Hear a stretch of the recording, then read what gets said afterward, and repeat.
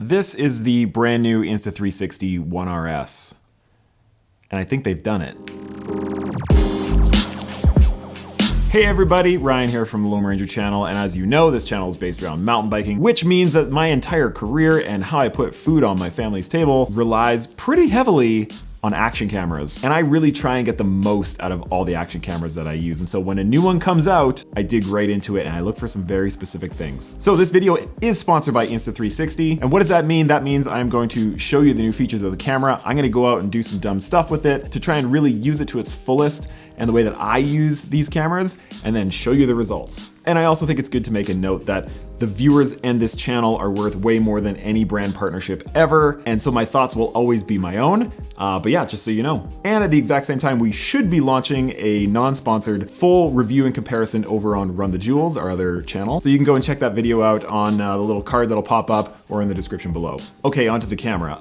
Now I know what you're thinking, they kind of look similar. This is a 1R, and this is a 1RS, but there are a lot of differences between the two. And frankly, the changes that they made are all the changes that I've been asking for from all action camera companies. And I'll get to that, well, right now. Okay, so real quick, if you're not familiar with the 1R system, it's a modular system. And so, well, there's one of the changes right now. The actual mounting system for the camera itself has completely changed and is actually one of the big things I want to talk about. As you can see, you can take this camera apart, and this is the battery part, and it's actually a bigger battery than previously. They say, I think it's 23% more battery life. It's actually a physically bigger battery than the original one, but the original battery actually does go on this. It just won't fit within the new enclosure. And then once the battery's off, you can separate the sort of lens module with the brain of the whole thing. So I can pull off this is a 48 megapixel active HDR 4K single lens module, I'll just call it.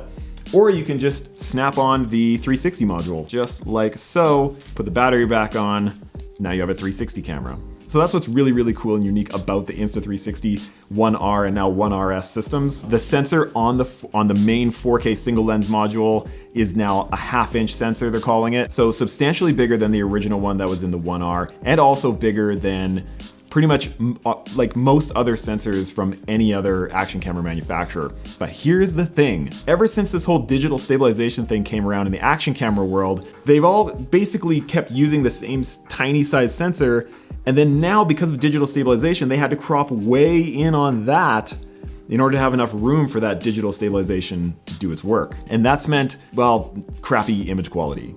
Across the board, really. And so what they've done here is they've slapped a bigger sensor inside, but only for digital stabilization purposes, from what I can tell.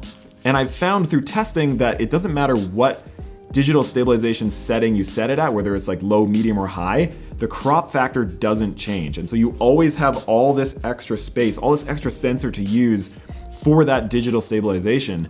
And that means that you're essentially getting what was a full frame sensor size out of previous action cameras now on this, but you also get the benefits of crazy good image stabilization. And I'm really happy to say that this is the first Insta360 camera that has as good as, potentially better, image stabilization than the other really big brands out there. And that is really, really saying something. Get some talking in there too so we can hear voice over wind.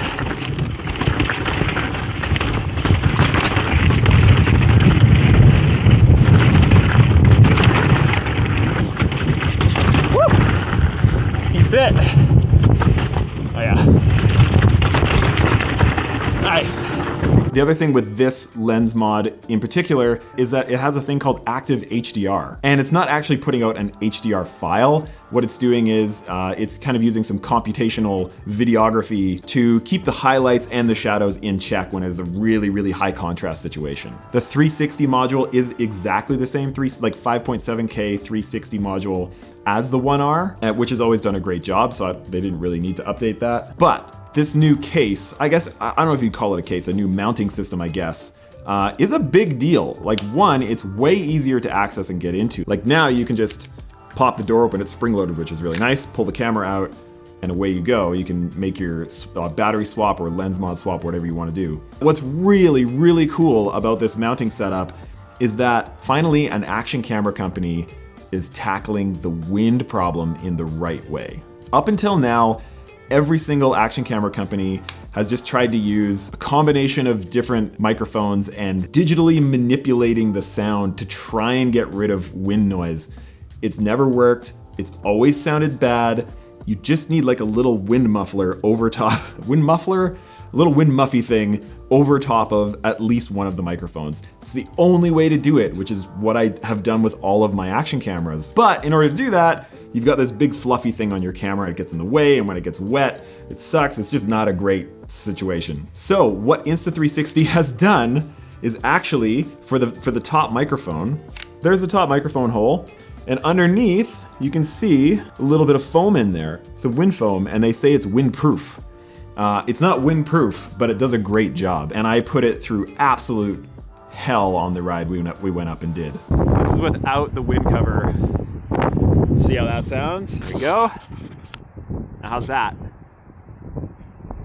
So let's just cover this real fast. We now have an Insta360 camera with a larger sensor, but only used for digital stabilization purposes. For the most part, you can take a 48 megapixel photo.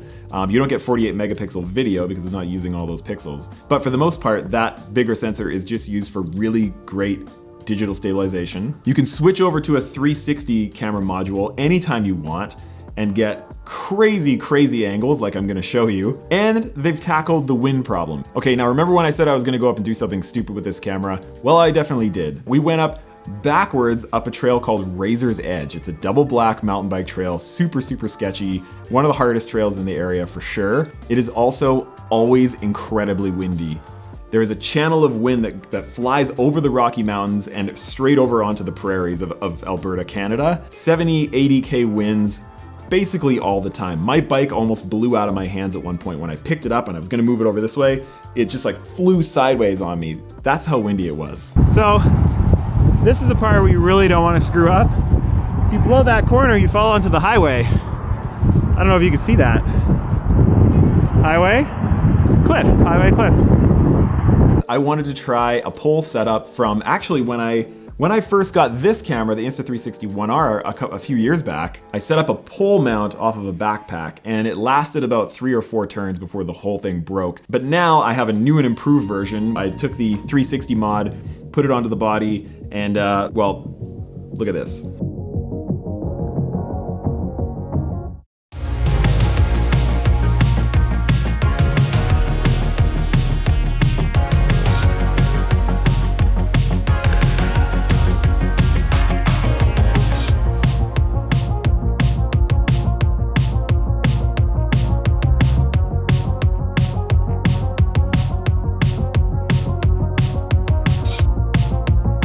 Pretty incredible, and one of the things I noticed right away is how good the stitching quality is, and this was not an easy situation for a 360 camera. I'm really impressed with the auto stitching from this camera. And next I wanted to do a different type of shot. I mounted the camera on a bit of a pole on the back of my helmet. It's only about this long, but it really gives you a very unique perspective, and I find it does show steepness and exposure pretty well.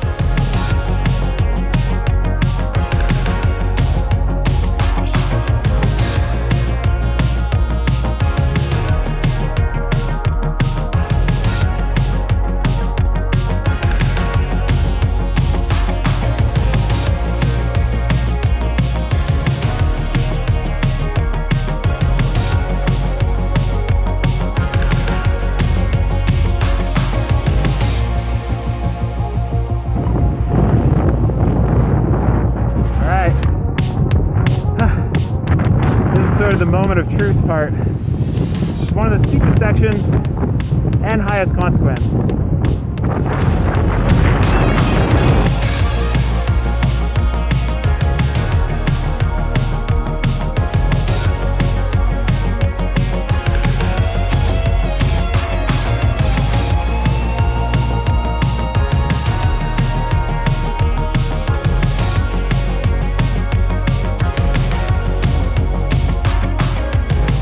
Yeah, and the battery lasted really well too. I only have one battery for this camera. They only sent me one battery. And we were out there in the elements, like in really cold, heavy winds for just about 4 hours. I think it was like 3.5 hours or so of being out there. and the camera was exposed and outside of a bag the entire time. I updated the firmware that morning. We filmed for almost 4 hours outside in the freezing cold, and then came back.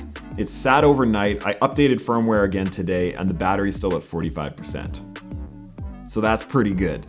Like, that's really, really good. The menus were really intuitive. It's the same, just about the same thing as the 1R, which I always found to work really, really nicely. The touchscreen is nice and responsive, so no problems there. So here's the thing. We get a ton of people asking us which action camera should they get, because they want to get these certain angles, or like it's mostly chest mount, or they wanted to get some cool like 360-degree angles. And there's a lot to choose from out there, and it was always really hard to steer people toward any one action camera. But truly, honestly, with the image quality of this, and now that the stabilization is so good, and the audio quality is so much better, especially in the wind, and the fact that you essentially get 2 action cameras in one, you get the single lens situation, and you get the 360 lens that you can use to reframe later and just get any kind of angle you want.